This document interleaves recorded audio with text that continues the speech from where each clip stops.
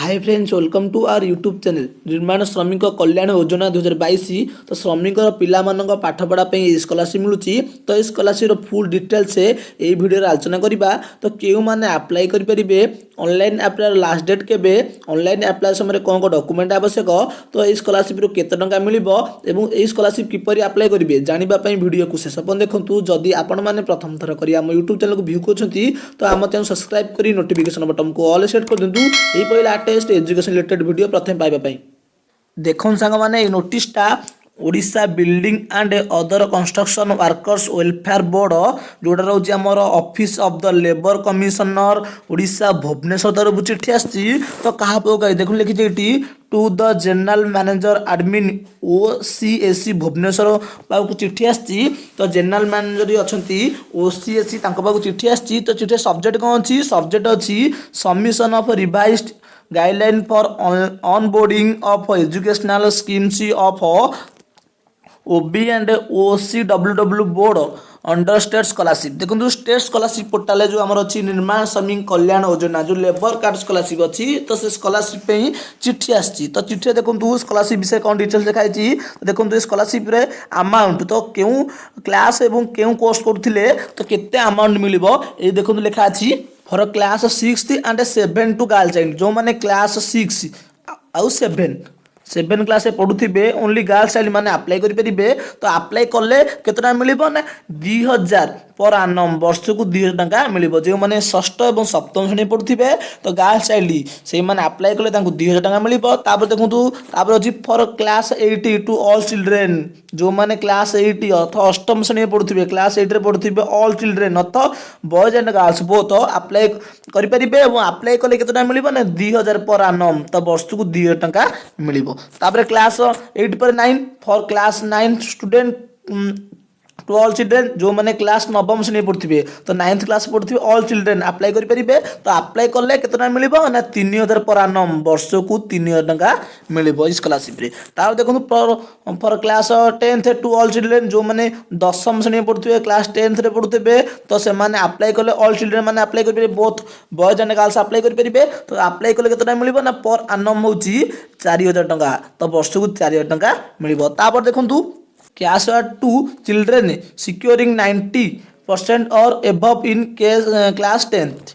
जो मैंने class 10th रे 90% एबव मार्क रखिथिबे 90% हो ताठू अधिक रखिथिले तो तेमानु केतना मिलिबो से मानु 10,000 मिलिबो वन टाइम पे थरटे पे 10,000 टंका मिलिबो। जो माने क्लास 10th रे 90% एबव मार्क रखिथिबे तो से मानु 90% हो ताठू भी अधिक ले तो से मानु थरटा पे 10,000 टंका मिलिबो। तापर देखंतु तापर अछि फॉर क्लास +2। जो माने +2 करथिबे जो माने +2 अथवा +2 फर्स्ट ईयर एवं सेकेंड ईयर जो मैंने करेंगे तो से केत टंका देखो लिखी तो से 5,000 पर आनम ताले वर्ष को 5,000 टंका मिलिबो। जो मैंने +2 फर्स्ट ईयर और सेकेंड ईयर अप्लाई करेंगे तो से 5,000 टंका मिलिबो वर्ष को 5,000 टंका मिलिबो। तापर देखो तापर for classes BA BSc BCom PG जो मैंने +3 BA BSc BCom PG student apply करेंगे तो अप्लाई कले केतना मिलिबो तो 7,000 पर आनम ता वर्ष को 7,000 टंका मिलिबो। BA BSc BCom PG student मैंने अप्लाई कले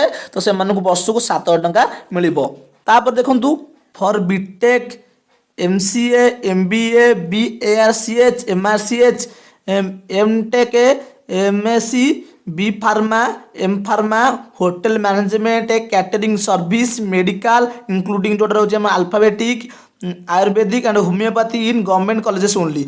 जो माने गवर्नमेंट कॉलेज क्यों कोर्स करथिबे ना B.tech करथिबे MCA करथिबे MBA करथिबे BARCH करथिबे MRCH करथिबे M.tech करथिबे MSc करथिबे B फार्मा करथिबे M फार्मा करथिबे hotel management and catering service जोटा आ मेडिकल इंक्लूडिंग जोटा अल्फाबेटिक रोची एवं आयुर्वेदिक होमियोपैथी करथिबे कोर्स करथिबे तो सही पिला को वर्ष को केतना मिलिबो 40,000 टंका। तो पर आनम होची वर्ष को 40,000 टंका मिलिबो बिग अमाउंट बिग अमाउंट रुपये जो मैंने कोर्स करते गवर्नमेंट कॉलेज रे तो ये सब कोर्स करते से 40,000 टंका मिल वर्ष को। तापर देखूँ तापर अच्छी फॉर बीडी सिटी nursing training and government institute जो मैंने गवर्नमेंट इंस्टीट्यूट रे जो मैंने बीडी करते सिटी करते नर्सिंग ट्रेनिंग नौथे तो से वर्ष को 10,000 टंका मिल तो आन मिल 10,000 टंका।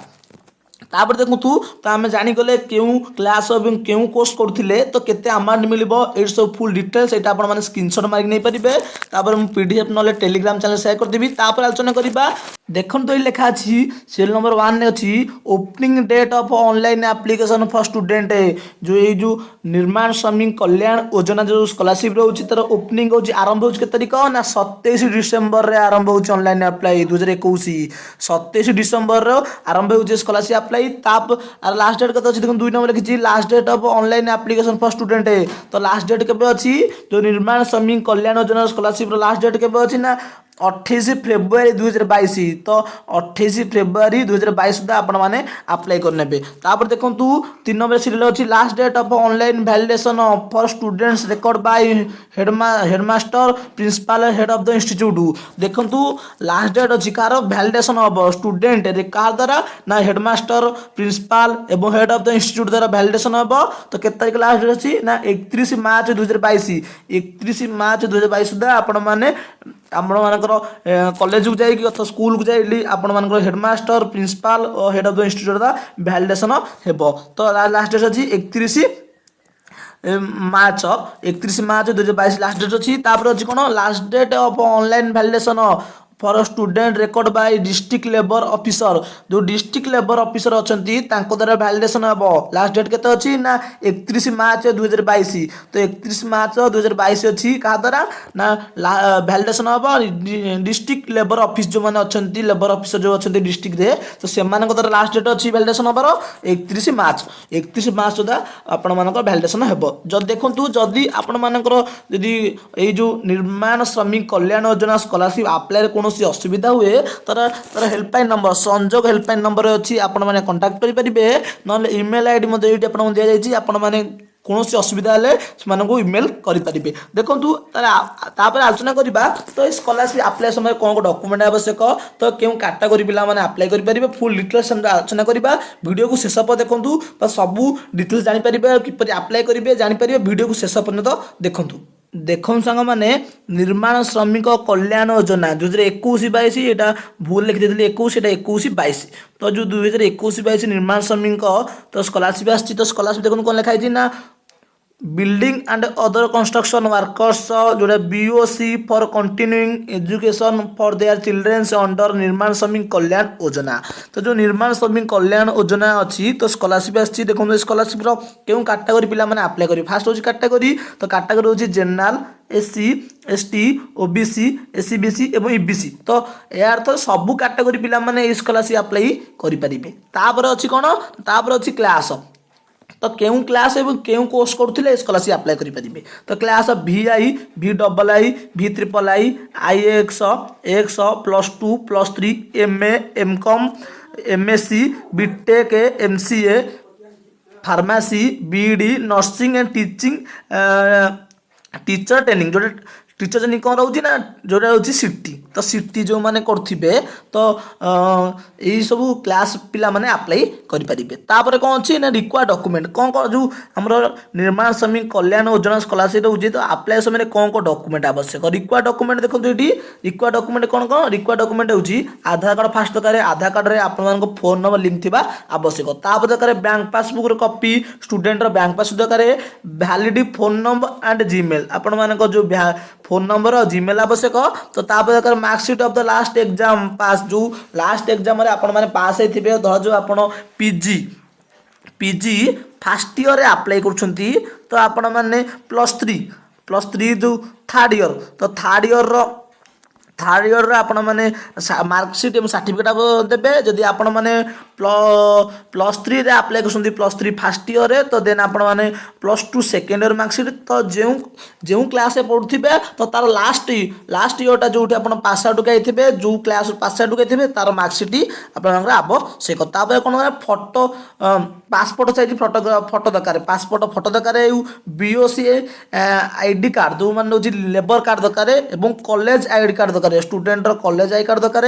ଆଉ କ'ଣ ଆବଶ୍ୟକ ଦେଖନ୍ତୁ, ଆଉ ଆବଶ୍ୟକ ଦ first page of bank passbook for register OBC workers parents. ଆପଣମାନଙ୍କ ଯେଉଁ ପ୍ୟାରେଣ୍ଟସ୍ଙ୍କର ଲେବର କାର୍ଡ଼ ଥିବ ତ ଫାଦର ହୁଅନ୍ତୁ ମଦର ହୁଅନ୍ତୁ ଯାହାର ବି ଆବଶ୍ୟକ ତାଙ୍କର ଫାର୍ଷ୍ଟ ପେଜ୍ ଅଫ୍ ବ୍ୟାଙ୍କ ପାସବୁକ୍ର ଫାର୍ଷ୍ଟ ପେଜ୍ ଆବଶ୍ୟକ, ଜେରକ୍ସ କପି ଆବଶ୍ୟକ। ଆଉ କ'ଣ ଦରକାର ନା ଲାଷ୍ଟ ଡେଟ୍ ହେଉଛି 28 ଫେବୃଆରୀ 2022। ତ ଅନଲାଇନ୍ ଆପ୍ରେ ଲାଷ୍ଟ ପେଜ୍ ହେଉଛି 28 ଫେବୃଆରୀ 2022। ତ ଦେଖନ୍ତୁ ସାଙ୍ଗମାନେ ଏଇ ଭିଡ଼ିଓରେ ଆପଣମାନଙ୍କୁ ମୁଁ କହିଦେଲି ତ କେଉଁମାନେ ଆପ୍ଲାଏ କରିପାରିବେ, କେଉଁ କୋର୍ସ କରୁଥିଲେ ଆପ୍ଲାଏ କରିପାରିବେ, ଅନଲାଇନ୍ ଆପ୍ରେ ଡକୁମେଣ୍ଟ କ'ଣ କ'ଣ ଆବଶ୍ୟକ, ତ କେତେ ଟଙ୍କା ସ୍କଲାରସିପ୍ରେ ମିଳିବ, ଫୁଲ୍ ଡିଟେଲ୍ସ ଆପଣମାନଙ୍କୁ କହିଦେଲି। ଖାଲି ରହିଲା ଅନଲାଇନ୍ ଆପ୍ଲାଏ କିପରି କରିବେ। ତ ଆଉ ଗୋଟେ ଭିଡ଼ିଓରେ ଆପଣମାନଙ୍କୁ କହିଦେବି କିପରି ଅନଲାଇନ୍ ଆପ୍ଲାଏ କରିବେ। ଦେଖନ୍ତୁ ଯଦି ଆପଣମାନଙ୍କର এই ଭିଡ଼ିଓରେ କୌଣସି ଡାଉଟ୍ ରହେ ତ ଡାଉଟ୍ଟା କମେଣ୍ଟ ସେକ୍ସନ୍ କମେଣ୍ଟ କରିବେ। ଯଦି ଆପଣମାନଙ୍କୁ এই ଭିଡ଼ିଓଟି ଭଲ ଲାଗିଥିବ ତ ଲାଇକ୍ କରିବେ, ସେୟାର କରିବେ ଏବଂ ସବସ୍କ୍ରାଇବ୍ କରିବେ। ଜୟ ଜଗନ୍ନାଥ।